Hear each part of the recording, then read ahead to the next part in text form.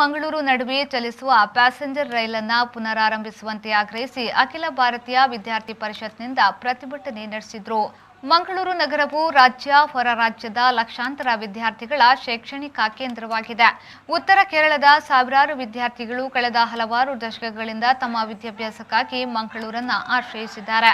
ಈ ವಿದ್ಯಾರ್ಥಿಗಳು ದಿನನಿತ್ಯ ರೈಲಿನ ಮುಖಾಂತರ ಮಂಗಳೂರಿಗೆ ಬಂದು ವಿದ್ಯಾಭ್ಯಾಸ ಮಾಡುತ್ತಿದ್ದು, ಕಳೆದ 1 ವರ್ಷದಿಂದ ಕೋವಿಡ್ ಕಾರಣದಿಂದ ಕಣ್ಣೂರು ಮಂಗಳೂರು ನಡುವಿನ ರೈಲು ಓಡಾಡುತ್ತಿಲ್ಲ.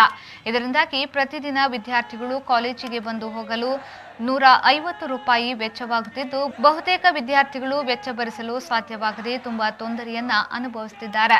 ಈ ಸಮಸ್ಯೆಯನ್ನ ಗಂಭೀರವಾಗಿ ಪರಿಗಣಿಸಿ ಈ ಮಾರ್ಗದಲ್ಲಿ ಪುನಃ ರೈಲು ಓಡಾಡುವಂತೆ ಮಾಡಿ ವಿದ್ಯಾರ್ಥಿಗಳ ಸಮಸ್ಯೆಯನ್ನ ಬಗೆಹರಿಸಬೇಕೆಂದು ಪ್ರತಿಭಟನೆ ನಡೆಸಿ ಆಗ್ರಹಿಸಿದರು.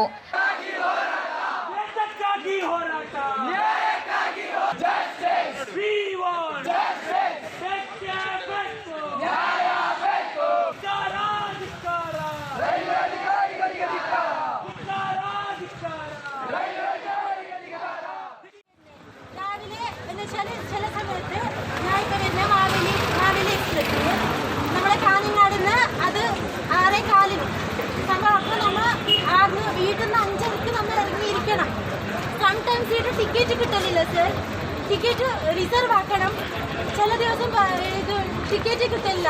അപ്പോൾ നമ്മൾ എന്താക്കണം, ബസ്സിലാണെങ്കിൽ തിരക്ക് എന്ന് വെച്ചാൽ നമ്മളെ കൊണ്ട് ഇപ്പോൾ കാസർഗോഡ് പിള്ളേർ കൊണ്ട് ഇപ്പോൾ തൽപ്പാടിയിൽ നിന്ന് ബസ്സിൽ വരുന്ന സാധാ സ്റ്റുഡൻസിന് പോലും ഡിഫിക്കൽട്ടീസ് ബിക്കോസ് അവർക്കിപ്പോൾ നമ്മളെ കൊണ്ട് അവർക്ക് സ്ഥലമില്ലാതാവുന്നു. നിങ്ങളിപ്പോൾ ഈ സ്റ്റേഷൻ നോക്കുക, അവിടെ തലപ്പാടി നോക്കിനാ 9 മണി ആ ഒരു 8:30 മുതൽ 9 മണി വരെ.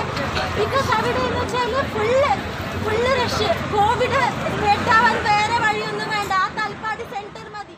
ಪ್ರತಿಭಟನೆಯಲ್ಲಿ ಅಖಿಲ ಭಾರತೀಯ ವಿದ್ಯಾರ್ಥಿ ಪರಿಷತ್ ವಿಭಾಗದ ಸಂಚಾಲಕ ನಿಶಾನ್ ಆಳ್ವ, ಶ್ರೇಯಸ್ ಶೆಟ್ಟಿ, ಅಜಯ್ ಪ್ರಭು ಮೊದಲಾದವರು ಪಾಲ್ಗೊಂಡಿದ್ದರು.